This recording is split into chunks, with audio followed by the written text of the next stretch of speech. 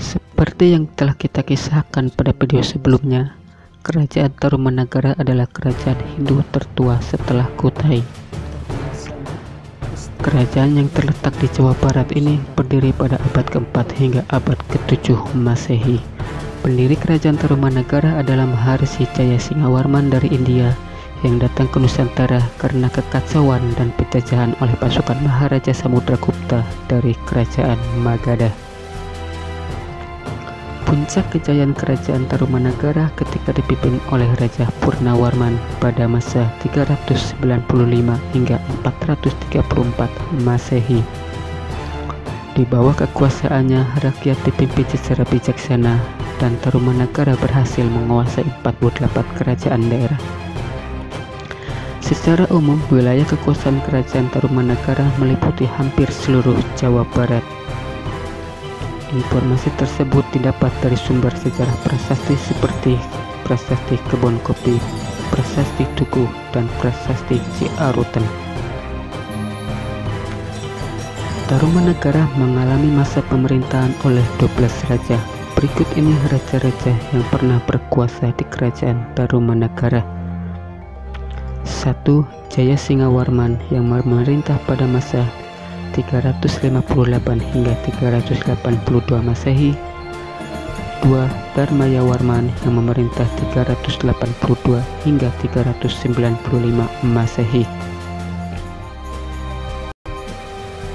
3. Purnawarman yang memerintah pada masa 395 hingga 434 Masehi. 4. Wisnuwarman yang memerintah pada masa 434 hingga 455 Masehi. Kelima, Indrawarman yang memerintah pada masa 455 hingga 515 Masehi. 6.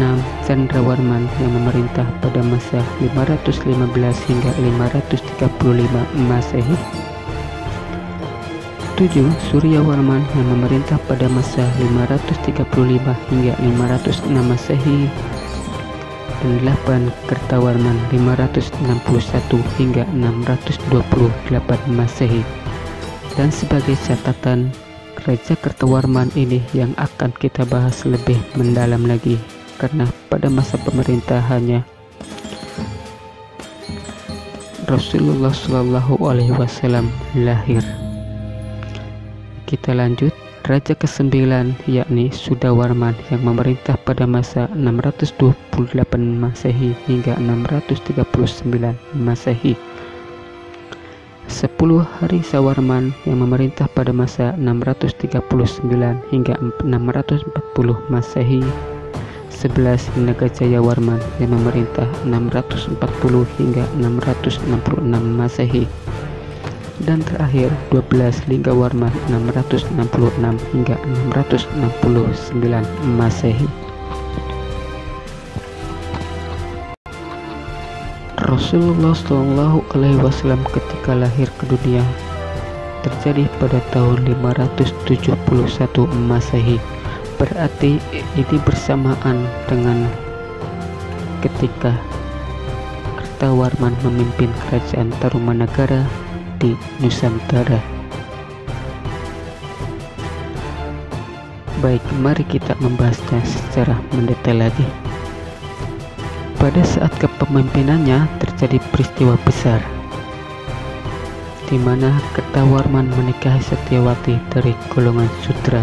Golongan Sudra ini adalah golongan kasta yang paling rendah di masa pemerintahannya. Keadaan bertambah rumit karena Setyawati berpura-pura hamil, padahal Kertawarman diketahui mandul. Untuk menutupi skandal ini, sang raja mengangkat anak angkat yang diberi nama Brajagiri dari golongan Sudra juga. Manuver yang gagal karena suasana kerajaan semakin memanas, namun sampai akhir hayatnya Kertawarman tetap menjadi raja. Kertawarman kemudian digantikan oleh adiknya Sudawarman. Sudawarman digantikan anaknya Hariwangsawarman yang beribu India dan dibesarkan di kerajaan Pallava. Didikan India menjadikannya keras dalam memegang aturan kasta, sehingga Brajagiri yang saat itu memegang jabatan Senopati diturunkan pangkatnya menjadi penjaga gerbang keraton. Brajagiri yang merasa sakit hati kemudian membunuh Hariwangsawarman. Tragedi kembali menyeliputi Tarumanagara.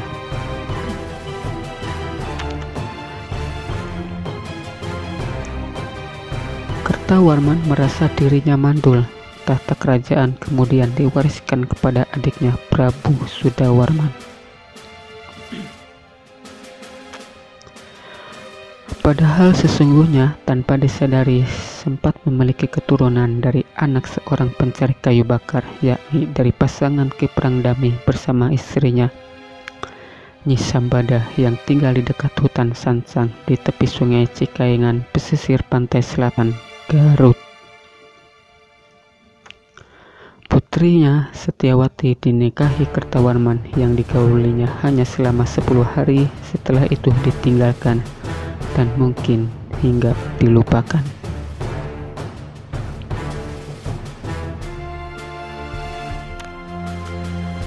Setyawati merasa dirinya dari kasta Sudra,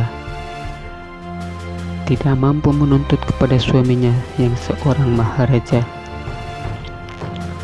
Ketika mengandung berita kehamilannya tidak pernah dilaporkan kepada suaminya hingga melahirkan anak laki-laki yang ketika melahirkan ia pun meninggal dunia.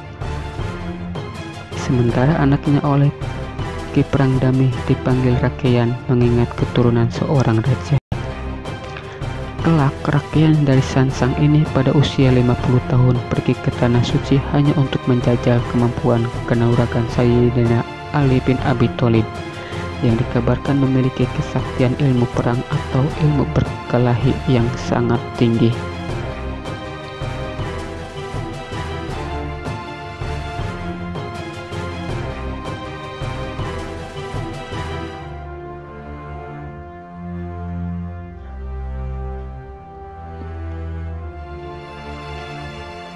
Rakeyan Sansang lahir pada 591 Masehi, merupakan putra Raja Kertawarman.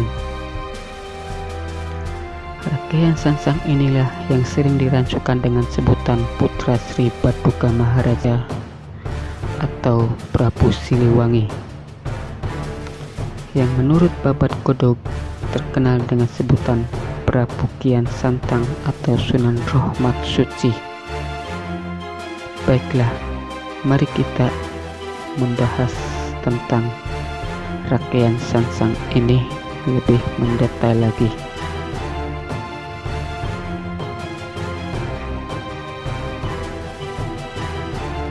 Karena Rakeyan Sansang ini sering dirancukan dengan Raden